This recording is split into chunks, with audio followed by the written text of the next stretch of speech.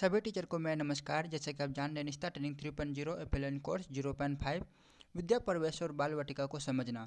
इसमें गतिविधि 2 और गतिविधि 4। गतिविधि 2 अपनी समझ को परखें और गतिविधि 4 अपनी समझ की जांच करें। और मूल्यांकन में जितने भी प्रश्न पूछे गए हैं सभी प्रश्न का हम हल इस वीडियो में देखेंगे। यदि आपने गतिविधि 2 और गतिविधि 4 वाले वीडियो नहीं देखे हैं तो वो वीडियो का लिंक डिस्क्रिप्शन में मिल जाएंगे, वहाँ से जाकर आप देख सकते हैं। नहीं तो फिर आप मेरे चैनल को भी विजिट करके देख सकते हैं। तो चलिए मैं अभी बात करने वाला हूँ प्रश्नोत्तरी। इससे पहले मैं एक बार और बता देना चाहता हूँ, ये जो प्रश्न मुझे 1 नंबर में पूछे गए हैं, हो सकता है ये प्रश्न आपको किसी अगले नंबर पे पूछा जाए, यानी प्रश्न का नंबरिंग जो है अलग अलग है। चलिए तो वीडियो को स्टार्ट करते हैं। पहला प्रश्न यह है, राष्ट्रीय शिक्षा नीति 2020 में दी गई बुनियादी अवस्था फंडामेंटल स्टेज में शामिल आयु वर्ग हैं। इसके 4 ऑप्शन हैं। पहला ऑप्शन 6 से 8 वर्ष, दूसरा ऑप्शन 4 से 8 वर्ष, तीसरा ऑप्शन 2 से 8 वर्ष और चौथा ऑप्शन 3 से 8 वर्ष। तो इसका सबसे सही और सटीक आंसर हो जाएगा ऑप्शन नंबर 4, 3 से 8 वर्ष। ऑप्शन नंबर 4 पे क्लिक करें। फिर आगे बढ़ने के लिए एरो बटन पे क्लिक करेंगे तो अगला प्रश्न आपके सामने कुछ इस तरीके से स्क्रीन पर दिखेंगे। तो अगला प्रश्न यह है, विद्या प्रवेश एवं बाल वाटिका कार्यक्रम के अंतर्गत गतिविधि तथा वर्कशीट अथवा सीखने सिखाने से जुड़ी अनुभवों का विकास किया जाना चाहिए। इसके भी 4 ऑप्शन है। पहला ऑप्शन, तीनों विकासात्मक लक्ष्यों के इर्द गिर्द, विकासात्मक लक्ष्य 1 के इर्द गिर्द, विकासात्मक लक्ष्य 2 एवं 3 के इर्द गिर्द, 2 विकासात्मक लक्ष्य के इर्द गिर्द। तो इसका सबसे सही और सटीक आंसर हो जाएगा ऑप्शन नंबर फर्स्ट, तीनों विकासात्मक लक्ष्यों के इर्द गिर्द। ऑप्शन नंबर फर्स्ट पे क्लिक करें। फिर आगे बढ़ने के लिए एरो बटन पर क्लिक करें। तो अगला प्रश्न यह है, निम्नलिखित में से कौन सा दस्तावेज FLN मिशन का एक भाग है। इसका भी 4 ऑप्शन है। पहला ऑप्शन, पूर्व प्राथमिक शिक्षा की पाठचर्या, दूसरा ऑप्शन पूर्व प्राथमिक शिक्षा के लिए दिशा निर्देश और तीसरा ऑप्शन विद्या प्रवेश और चौथा ऑप्शन राष्ट्रीय शिक्षा नीति 2020। तो इसका सबसे सही और सटीक आंसर हो जाएगा ऑप्शन नंबर 3, विद्या प्रवेश। ऑप्शन नंबर 3 पे क्लिक करें। फिर आगे बढ़ने के लिए एरो बटन पर क्लिक करेंगे तो अगला प्रश्न यह है, विद्या प्रवेश एवं बाल वाटिका कार्यक्रम के कार्यान्वित के लिए निर्धारित दैनिक अवधि घंटों में कितनी है। इसके भी 4 ऑप्शन है। पहला ऑप्शन प्रत्येक दिन 6 घंटे, दूसरा ऑप्शन प्रत्येक दिन 3 घंटे और तीसरा ऑप्शन प्रत्येक दिन 4 घंटे और चौथा ऑप्शन प्रत्येक दिन 2 घंटे। तो इसका सबसे सही और सटीक आंसर हो जाएगा ऑप्शन नंबर 3, प्रत्येक दिन 4 घंटे। ऑप्शन नंबर 3 पे क्लिक करें। फिर आगे बढ़ने के लिए एरो बटन पर क्लिक करेंगे तो अगला प्रश्न आपके सामने इस तरह से स्क्रीन पर दिख रहे हैं। राष्ट्रीय शिक्षा नीति 2020 शुरुआती कक्षाओं में बच्चे को किस प्रकार के क्रियाकलाप के अवसर दिए जाने की बात करती है। इसके भी 4 ऑप्शन है। पहला ऑप्शन विषय आधारित, दूसरा ऑप्शन सृजनात्मक जिज्ञासात्मक आयु एवं विकास के अनुरूप, तीसरा ऑप्शन मूल्यांकन केंद्रित, चौथा ऑप्शन घर में की जा सकने वाले गृह कार्य। तो इसका सबसे सही और सटीक आंसर हो जाएगा ऑप्शन नंबर 2, सृजनात्मक जिज्ञासात्मक आयु एवं विकास के अनुरूप। ऑप्शन नंबर 2 पे क्लिक करें। फिर आगे बढ़ने के लिए एरो बटन पर क्लिक करेंगे तो अगला प्रश्न आपके सामने कुछ इस तरीके से स्क्रीन पर दिखेंगे। कौन सा संगठन भाषा और साक्षरता को उसके पूर्ण रूप में व्यक्त करता है।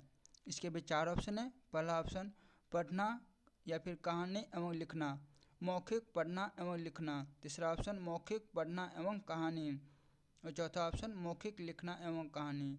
तो इसका सबसे सही और सटीक आंसर हो जाएगा मौखिक पढ़ना एवं लिखना। ऑप्शन नंबर 2 पे क्लिक करें। ऑप्शन नंबर 2 पे क्लिक करने के बाद एरो बटन पर क्लिक करेंगे तो अगला प्रश्न आपके सामने कुछ इस तरीके से स्क्रीन पर है। विकासात्मक लक्ष्य 1 के अंतर्गत आने वाले कौशल एवं अवधारणाओं कौन सी हैं। इसके भी 4 ऑप्शन हैं। पहला ऑप्शन स्वयं के प्रति जागरूकता या सामाजिक रूप से वांछनीय व्यवहार, स्वस्थ पोषण, स्वच्छता, स्वयं की सुरक्षा एवं ज्ञानात्मक कौशल। ऑप्शन नंबर 2, सामाजिक रूप से वांछनीय व्यवहार, संख्या ज्ञान समझ के साथ पढ़ना। ऑप्शन नंबर 3, मस्तिष्क संबंधित विकास, जिज्ञासात्मक कौशल, अवधारणा का निर्माण एवं संख्या ज्ञान। ऑप्शन नंबर 4, सुनना और बोलना समझकर पढ़ना, उद्देश्य के साथ लिखना। तो इसका सबसे सही और सटीक आंसर हो जाएगा ऑप्शन नंबर 1, स्वयं के प्रति जागरूकता, सामाजिक रूप से वांछनीय व्यवहार, स्वस्थ पोषण, स्वच्छता, स्वयं की सुरक्षा एवं ज्ञात्मक कौशल। ऑप्शन नंबर फर्स्ट पे क्लिक करें। फिर आगे बढ़ने के लिए एरो बटन पर क्लिक करें। ध्वन्यात्मक जागरूकता, फोनोलॉजिकल अवेयरनेस, यानी कि ध्वन्यात्मक जागरूकता का इंग्लिश मीनिंग हो गया फोनोलॉजिकल अवेयरनेस का सही उदाहरण क्या है? इसके भी 4 ऑप्शन है।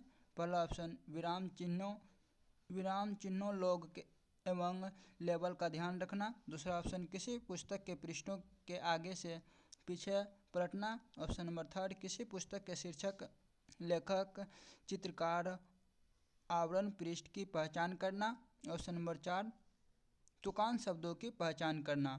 तो इसका सबसे सही और सटीक आंसर हो जाएगा ऑप्शन नंबर 4 तुकान शब्दों की पहचान करना। ऑप्शन नंबर 4 पर क्लिक करें। फिर आगे बढ़ने के लिए एरो बटन पर क्लिक करेंगे। तो अगला प्रश्न यह है,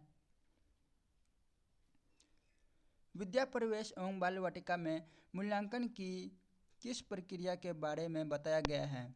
इसके भी 4 ऑप्शन है। पहला ऑप्शन अवलोकन, दूसरा ऑप्शन योग्यात्मक, तीसरा ऑप्शन नियमित नियंत्रण या फिर सतत एवं बहुयामी, और चौथा ऑप्शन परीक्षा। तो इसका सबसे सही और सटीक आंसर हो जाएगा ऑप्शन नंबर थर्ड, नियमित नियंत्रण, सतत एवं बहुयामी। ऑप्शन नंबर थर्ड पे क्लिक करें। थर्ड पे क्लिक करने के बाद एरो बटन पर क्लिक करेंगे तो अगला प्रश्न आपके सामने कुछ इस तरीके से स्क्रीन पर दिखेंगे। बच्चे के विकास का मूल्यांकन करने एवं उसका रिकॉर्ड रखने के लिए मूल्यांकन संबंधित कार्य योजना असेसमेंट शेड्यूल के कितने सत्र के बारे में सुझाया गया है? इसके भी 4 ऑप्शन है। पहला ऑप्शन 1, दूसरा ऑप्शन 3 और तीसरा ऑप्शन 2 और चौथा ऑप्शन 4। तो इसका सबसे सही और सटीक आंसर हो जाएगा option number second 3। Option number second पे क्लिक करें। फिर आगे बढ़ने के लिए एरो बटन पर क्लिक करेंगे तो अगला प्रश्न आपके सामने कुछ इस तरीके से स्क्रीन पर दिखेंगे। शैक्षणिक या शिक्षण में प्रागमन गतिविधि ट्रांजिशन एक्टिविटी का उद्देश्य होता है। इसके भी 4 ऑप्शन है। पहला ऑप्शन बच्चे को घर से स्कूल तक जाने में सहायता करना। दूसरा ऑप्शन बच्चे को एक खिलौने से दूसरे खिलौने तक जाने में सहायता करना। तीसरा ऑप्शन बच्चे को एक गतिविधि से दूसरी गतिविधि तक जाने में सहायता करना। और चौथा ऑप्शन बच्चे को एक दोस्त से दूसरे दोस्त तक जाने में सहायता करना। तो इसका सबसे सही और सटीक आंसर हो जाएगा ऑप्शन नंबर थर्ड, बच्चे को एक गतिविधि से दूसरी गतिविधि तक जाने में सहायता करना। ऑप्शन नंबर थर्ड पे क्लिक करें। फिर आगे बढ़ने के लिए एरो बटन पर क्लिक करेंगे तो अगला प्रश्न आपके सामने कुछ इस तरीके से स्क्रीन पर दिखेंगे। विद्या प्रवेश एवं बाल वाटिका में दिए गए सतत मूल्यांकन से शिक्षकों को किस प्रकार सहायता मिलेगी? इसके भी 4 ऑप्शन है। पहला ऑप्शन सीखने सिखाने से जुड़ी रणनीतियों, खेल की सामग्रियों, गतिविधि के क्षेत्र आदि का अपनाने एवं उसे सुधारने में। दूसरा ऑप्शन सीखने सिखाने के एक सतत विशेष को पार करने में। और तीसरा ऑप्शन प्रत्येक बच्चे का अंतिम या वर्षीय परीक्षा परिणाम तैयार करने में। और चौथा ऑप्शन किसी सर्वश्रेष्ठ प्रदर्शन क्या है यह निर्णय लेने में। तो इसका सबसे सही और सटीक आंसर हो जाएगा ऑप्शन नंबर फर्स्ट, सीखने सिखाने से जुड़ी रणनीति, खेलने की सामग्री, गतिविधि के क्षेत्र आदि को अपनाने एवं उसे सुधारने में। ऑप्शन नंबर फर्स्ट पे क्लिक करें। फिर आगे बढ़ने के लिए एरो बटन पर क्लिक करेंगे तो अगला प्रश्न आपके सामने कुछ इस तरीके से स्क्रीन पर दिखेंगे। पोर्टफोलियो से क्या तात्पर्य है? इसके भी 4 ऑप्शन है। पहला ऑप्शन प्रत्येक बच्चे की निजी प्रोफाइल जैसे कि स्कूल में प्रवेश, स्वास्थ्य आदि का रिकॉर्ड।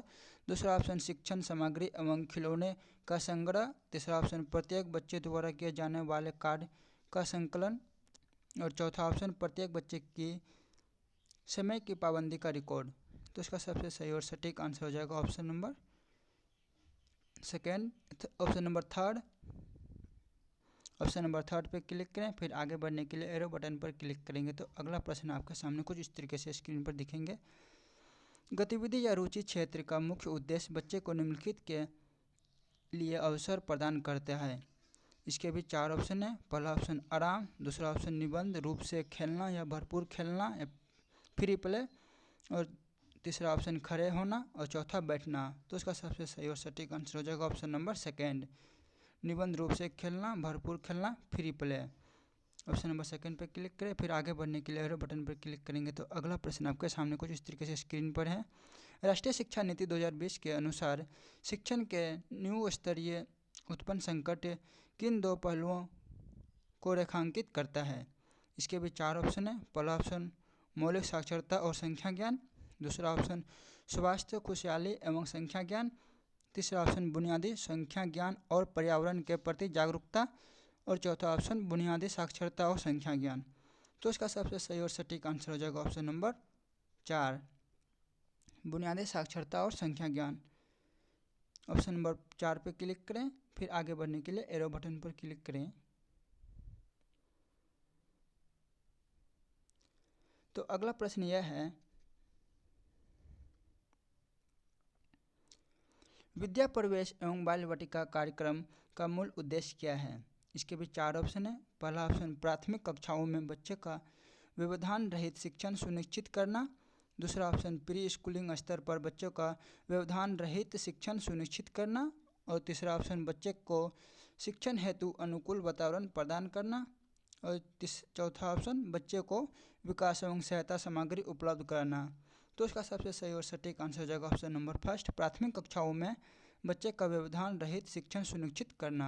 ऑप्शन नंबर फर्स्ट पे क्लिक करें। फिर आगे बढ़ने के लिए एरो बटन पर क्लिक करेंगे तो अगला प्रश्न आपके सामने कुछ इस तरीके से स्क्रीन पर दिखेंगे। तो अगला प्रश्न यह है, DIY का क्या तात्पर्य है? इसका भी चार ऑप्शन है। पहला ऑप्शन कल करें, डू इट स्टडे, दूसरा ऑप्शन स्वयं डिजाइन का चित्र तैयार करें, design and illustrated by yourself, और तीसरा ऑप्शन स्वयं करें, डू इट योरसेल्फ, और चौथा ऑप्शन नृत्य, चित्र एवं युवा हैं, डांस इंस्टलेटेड एंड बाय द यूथफुल। तो इसका सबसे सही और सटीक आंसर हो जाएगा ऑप्शन नंबर थर्ड, स्वयं करें, do it yourself. Option number third पे क्लिक करें। फिर आगे बढ़ने के लिए एरो बटन पर क्लिक करेंगे तो अगला प्रश्न आपके सामने कुछ इस तरीके से स्क्रीन पर है, बाल वाटिका कार्यक्रम स्कूलिंग के किस स्तर के बच्चे के लिए निर्मित है? इसका भी चार ऑप्शन है। पहला ऑप्शन कक्षा 1 में प्रवेश लेने वाले बच्चे के लिए, दूसरा ऑप्शन पूर्व प्राथमिक स्तर 2 के बच्चे के लिए, तीसरा ऑप्शन पूर्व प्राथमिक स्तर 3 के बच्चे के लिए, और चौथा ऑप्शन पूर्व प्राथमिक स्तर 1 के बच्चे के लिए। तो इसका सबसे सही और सटीक आंसर हो जाएगा ऑप्शन नंबर सेकेंड, पूर्व प्राथमिक स्तर। ऑप्शन नंबर थर्ड सही हो जाएंगे, पूर्व प्राथमिक स्तर 3 के बच्चे के लिए। ऑप्शन नंबर थर्ड पर क्लिक करें। फिर आगे बढ़ने के लिए एरो बटन पर क्लिक करेंगे तो अगला प्रश्न यह है, राष्ट्रीय शिक्षा नीति 2020 इस बात का समर्थन करती है कि बच्चे की शिक्षा खालिस्तान जारी रहनी चाहिए। पहला ऑप्शन शुरुआती प्राथमिक कक्षाओं से लेकर प्राथमिक कक्षाओं तक, दूसरा ऑप्शन पूर्व प्राथमिक स्तर से लेकर प्रारंभिक प्राथमिक कक्षाओं तक, और तीसरा ऑप्शन घर से लेकर पूर्व प्राथमिक स्तर तक, और चौथा ऑप्शन घर से लेकर शुरुआती प्राथमिक कक्षाओं तक। तो इसका सबसे सही और सटीक आंसर हो जाएगा ऑप्शन नंबर सेकेंड, पूर्व प्राथमिक स्तर से लेकर प्राथमिक कक्षाओं तक। ऑप्शन नंबर सेकेंड पर क्लिक करें। फिर आगे बढ़ने के लिए एरो बटन पर क्लिक करें।